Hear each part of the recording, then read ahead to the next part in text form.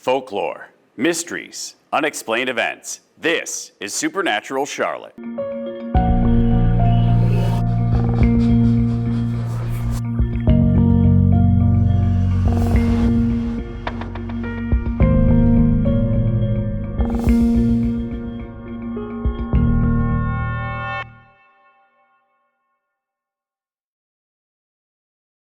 Two lights appear over Morganton, North Carolina, dim at first, but intensify, illuminating the dense forest below.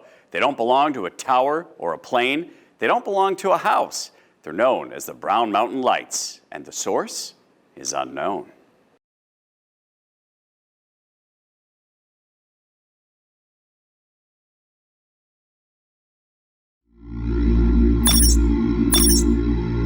Yes, I've seen the lights, the Brown Mountain Lights one time. It was about 4 years ago. So it was about 9:45 at night, and I had been here, it was in April, and I had been here for a couple hours and watched the sun go down, and just standing here looking over at Brown Mountain, and all of a sudden we saw a light appear, and then it dimmed out, and then it appeared in another section, and here we are with journalists and with cameras, and not one of us took a picture of it. We were so amazed that we actually saw it. You question it first, is that really what I'm seeing? And then after you realize that over there, there's no way a vehicle could be there or a person with a light could be moving that way because it's a cliff face, and they fade out and they're big. I mean, they're not just a small little light. And really then you just say to yourself, that's gotta be a Brown Mountain Light. I interviewed a gentleman by the name of Stephen Woody. He's from Glen Alpine, North Carolina, not far from here. And he was hunting on Brown Mountain back in 1961, where he and his father actually saw the lights. We were there very early on a November morning. It was in the 20s and sleeting very hard. And the reason we were there so early, there wasn't many deer in western North Carolina at that time. And there were people who actually camped at the base of the mountain. So we would leave home at 3 or 3:30 in the morning to get there very early before they ever got up out of bed. So that puts us on the top of Brown Mountain, on the very back side, at approximately 4:30 in the morning, again very cold and sleeting very hard. As we were sitting there in the warm truck killing time, waiting for time to go down into our hunting area, my dad said to me, "I guess we didn't leave early enough." And I replied, "Why is that?" He said, "I see headlights coming up the mountain." And so as I turned to look out the back window of the truck, he immediately replied, "I don't know what that is, but it's not a vehicle, because there's no way a vehicle could be in the area where those lights are." There were two lights, and you could see that they illuminated quite a large area around them. And as they came closer to us, it was a very calming, very unusual experience. Neither of us were alarmed, neither of us spoke.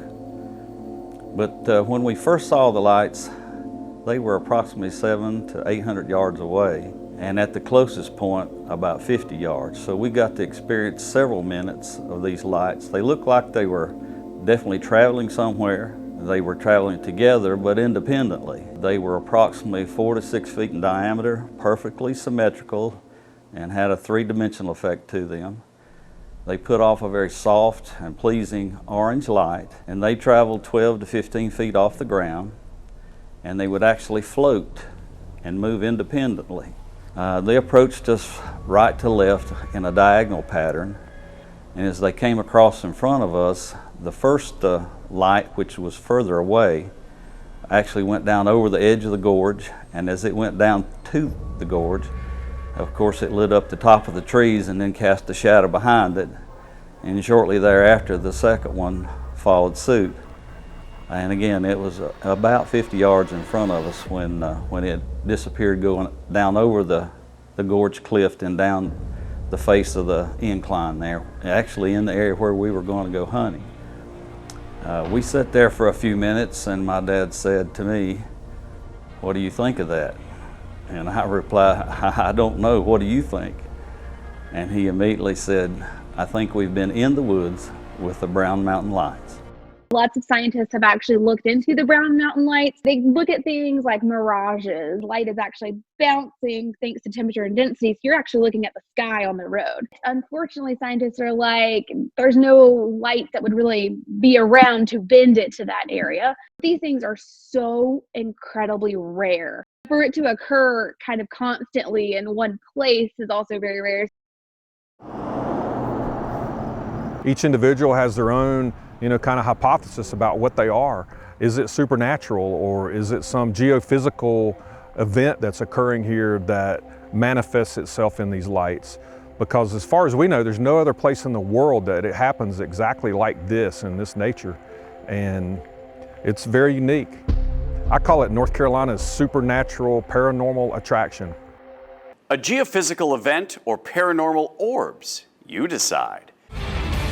Don't miss the final season of Supernatural, Thursdays at 8 on WCCB, Charlotte's CW.